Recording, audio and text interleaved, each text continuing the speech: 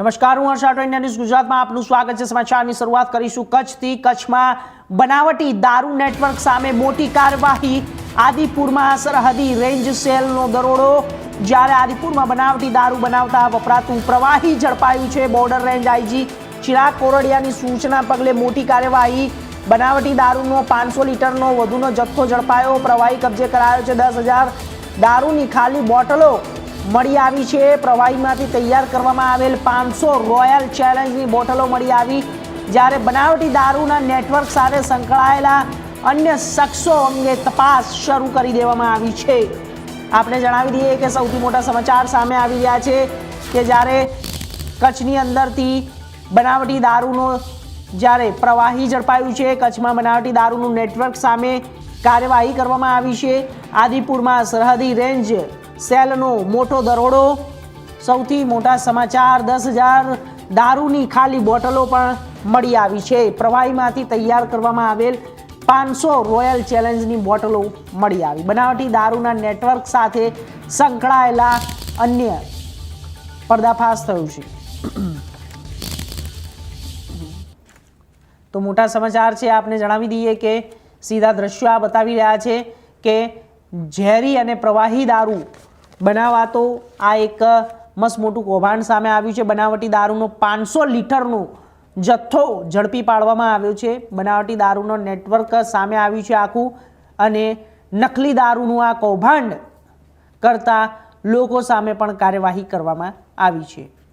10,000 ખાલી બોટલો મળી આવી છે દારૂની, અને બનાવટી નકલી દારૂ બનાવતું મોટું રેકેટ નેટવર્ક ઝડપાયું છે।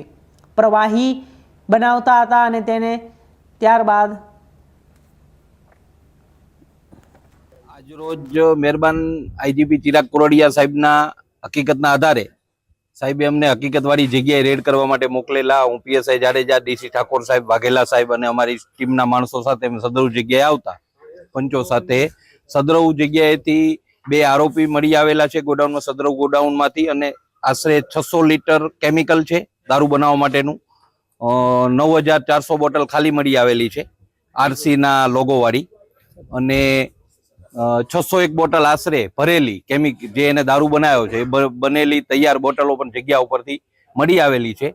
એફએસએલ અધિકારી પણ અત્યારે રેડ ઉપર જગ્યા ઉપર હાજર છે, એમની પાસે પણ સેમ્પલિંગ કરાવેલું છે, અને વધુ તપાસમાં જે નીકળશે એ આપને અમે જણાવશું। સર, આ કેટલા સમયથી આ ધમધમતું હતું? અત્યારે પ્રાથમિક માહિતીમાં આરોપીની અત્યારે પૂછપરછમાં 3-4 દિવસથી ચાલુ કર્યું હોય એવું એ જણાવે છે, પણ તપાસમાં પછી જે ખુલે છે। અગાઉ આ લોકોએ અહીંયાથી દારૂ સપ્લાય બહાર કર્યું એવું? અગાઉમાં દારૂ કર્યો એવું નથી, પણ એક હિતેશ કરીને આરોપી છે એ અગાઉ એક વાપી અને અંજારના એક ગુનામાં પકડાયેલો છે, પ્રોહિબિશનના ગુનામાં। કેટલા જણા સર આમાં ઇન્વોલ્વ હોઈ શકે? અત્યારે તો 2 જણા જ ખુલે છે તપાસમાં, વધારે જે પછી તપાસમાં ખુલે તે। સર, ખાસ કરીને આ જે મટીરિયલ લાવવામાં આવ્યું છે, કઈ જગ્યાથી આ મટીરિયલ લાવવામાં આવ્યું હતું? અત્યારે આરોપી એવું જણાવે છે કે આ મટીરિયલ એને બોમ્બે થી મંગાવેલું છે, કોઈ રાજસ્થાનનો રાજુ કરીને છે એના થ્રુ। પછી તપાસમાં જે વધારે ખુલે તે। જે સ્ટીકર છે જે મળ્યા છે, સ્ટીકર નથી મળી આવ્યા જગ્યા ઉપરથી। એક બોટલ સેમ્પલિંગ ની મળી આવેલી છે, એની પર ઓઇલ ચેલેન્જ લખેલું છે, અને બાકી બધી બોટલોના ઢાંકણા ઉપર આરસી લખેલું છે। ઓકે, ચાલો, થેન્ક યુ।